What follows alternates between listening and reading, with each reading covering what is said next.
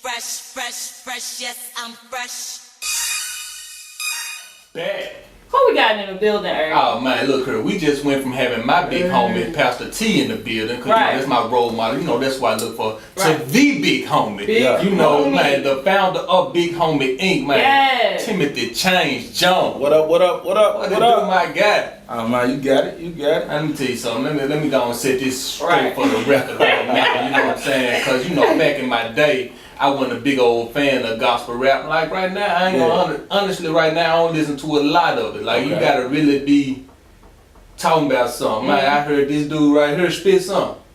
Oh man, he different. Thank you, man. He definitely motivated me to, you know, keep on doing what I need to be doing. So he is a big homie. So I see why you founded Big Homie. That's what's up, man. So let's talk about Big Homie. First of all, what does big? I know it's an acronym. What does Big Homie stand for? Big Homie is an acronym. It stands for brave individuals graciously helping others make it every day. That's good. Yeah, brave individuals graciously helping others make it every day. So how did you come up with that, man? Man, actually, it was a God thing, dude.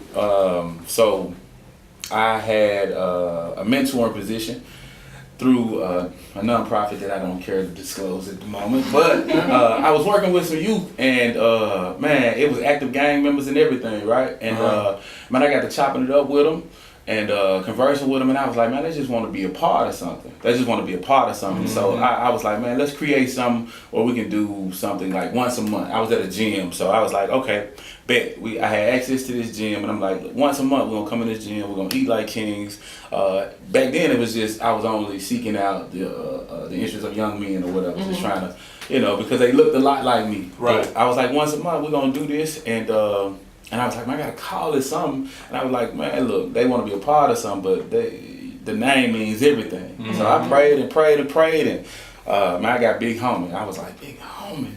And it was a popular term. I was like, okay. And I heard it like sleep.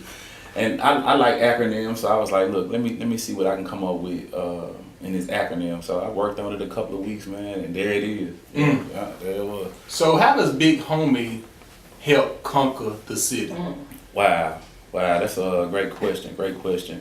Man, Big Homie, I try to, my motto is, if we don't, who will? If we don't, who will? So my thing is, like, I want to give back everything I wish I would have had.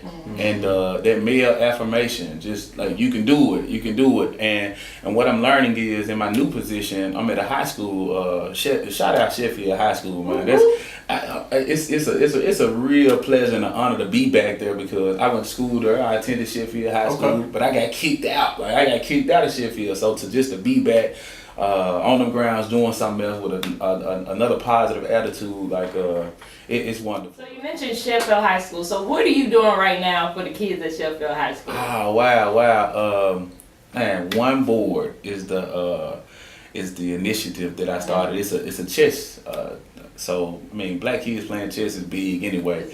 And so I started a chess initiative over there, and man, the kids fell in love with it. It was like a rollout chessboard, man, like a portable rollout chessboard, and I brought it to lunch one day, and the first day was like 7 kids that came and was like, either they showed an interest in wanting to learn, or they were like, I know how to play. You know, so the ones that didn't, I taught them how the pieces move. My daughter actually taught me how to play. So I taught them how the pieces move, and man, it was. Now we have 21 boards. So we have 21 boards now, and one of my favorite is Kayla Frazier, man. They call her Layla. Like Layla Ali, because she likes to fight. So my chess is helping her out. It's keeping her calm. And when she gets, she's about to get in something, I said, man, chess moves. Make a chess move. Like, it gotta matter. Right. If it doesn't matter, it doesn't benefit you. What are you doing? You know. So she was like, look, Mr. Jones, our chess club need to be called One Board. So I was like, why? She was like, that's what we started with. She said that's what we started with. So she actually learned how to play just by watching. Like, I taught some people how the pieces move, but she was like, one day she was like, let me play. She was like, let's fight. Actually, she was like, let's fight, you know. So she got down there and she knew what she was doing, man. I was like, wow. So, yeah. Okay. So, why do you think those people adapt to you, the kids at Sheffield, why do you think they adapt to you? Is it because you from the same environment, or you done been through some of the same things they've been through, or like how's Big Homie effective as in, you know, the kids relating to you? Man, I got the juice, bro. I got the juice. Yeah, I'm tripping, but man, listen, it's my purpose. Right. It's my purpose and it's my passion. And it took me a minute to find out, like, why. I wanted to know why. Like, man, why do kids, you know, look to you like that? Like, man, put a kid in front of me, you know, regardless of the social economic status, gender, race, like, I got them. I got them. So like it's a God gift. It's really a gift, man. It's really a gift. And like you said, I come from a lot of the background. My background is a lot the same. You know, the game ain't changed. It's just the players, man. You know, they do things different, but man, the game is the same. And I speak their language. You know, I can get on their level. You know, no cap. You know, all of this new lingo. I'm keeping it. You know, I stay current with it. They keep me youthful, and man, I try to keep them on point. So while we're on that subject, if you could say anything to a youth right now that's listening to the show that is currently going through what you have been through, what would you say to them? Wow. Ooh. First and foremost, man, like I would say a relationship with God is what brought me out. It's what crossed me over. Like their relationship with God. Like I'm not saying a relationship with a church. Like I don't even advise for you to go to church first. Like because you know I made a mistake of going to church and I thought everybody was cool. You know, everybody said they love God, they cool, and you know how you see it. Church folks church folks be tripping. You know, but God ain't tripping, man. He ain't tripping. So and he loves us. He loves us. So I would say first get that relationship with God, and then like I would also say that, man, you are strong. You are strong, you are smart, you are intelligent. Regardless of what you're going through, regardless of what you've been through, you still have a purpose. You still have a purpose. And I mean, gird up them lines, man. Gird up them lines. And God will show you how to move. He'll show you how to move, but it's going to be something in you. It's something that you want to do.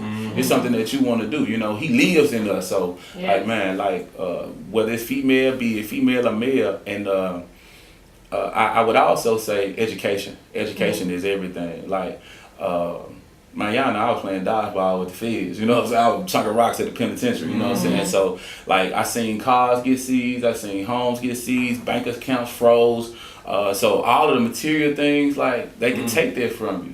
They can be taken, but your education cannot be. So I saw a post. And you were saying that you were looking for sponsors, you were looking for donators. Thank you, thank you. Right. Yes. So, most definitely, I don't have, you know, grant. I'm looking for somebody that can write me some grants. I'm looking for somebody that sole purpose is grant writing. You know, and I'm building a team. So I got somebody now. That's into marketing or whatever. So she volunteers. I'm so thankful for her. And I'm looking for somebody that's solely wants to write grants. So I'm looking for that. And then right now, like I have a PayPal. I'm gonna have to look and see what the PayPal account is. But so it's www.paypal.me/Big Homie INC. Okay. Yeah, so I don't know if y'all can run that across the screen or something like that, doing this little section or whatever, but you know, hey. No, we'll make it work. We'll make it work. That's what's up. Yeah. So yeah, and because we need it, and I can assure you that this is not. I'm not lining my pockets in this. Like I don't do what I do because of money. Like I really started off as volunteer. You know, as just volunteering my services, whether it was rap or poetry or just chopping it up with the little homies or whatever. But I don't do it. The more I get, the more I know, and the more I get, the more they grow. You know, we got big homies that's trying to lead these same kids down another path. Right. Good. How do you keep them on the up and up? Cause they may see the other big homies with jewelry and money and nice cars and all that. So how do you compete with those big homies and say, no, this is the route you need to take? Tennessee just signed a $400 million contract with the private prisons of America. You know, so for over a course of 20 years, they're gonna make $400 million, which is $20 million a year, and they have to keep the jails, the county jails, the prisons, the halfway homes and the juvenile detention centers at 97% occupancy. That's you can't do that. You can't do it. But their aim is to do that, and the targets are our children. So I keep it 100. Like I'm like, what big homie stayed? You know what I'm saying? He's still serving at his mama house. Like you hadn't paid attention to that. You look up to him. You got this young impressionable mind. You look up to him. You see him with the money, but look, half of that money. It ain't he. Right. You know, he owe the plug. I don't know what y'all talking about run off on the plug. That wasn't in our day. I swear. Man, look, you better pay that, man. You better pay that, man. You know, so, I keep it 100. For sure. And because of my background, I'm able to do that. And a lot of, I tell them even, a lot of yo, big homie, a little dude to me, like, I know a lot of these guys that's affiliated, like, and I get on their head too, like, look, especially not in school, like, not in life, period, should you be doing this, but I can't tell you how to rock, but I can make you think. That's my goal, to make you think, like, man, big homie them did it to us, they gave us that strap and that sack, you finna do it to them? Like, you finna do it to them, man, like, what goes around comes around, man. Right. What goes around comes around. So, I tell them about that big homie. Yeah. So 2018, man, what can we expect from Big Homie? What can we expect from Chain? What can we expect this year? Okay. Like I spoke on earlier, the chess initiative. So I wanna advance that. Most definitely, I wanna do that because it's bringing all different walks of life, people from all different walks of life together. I got Latino girls and boys.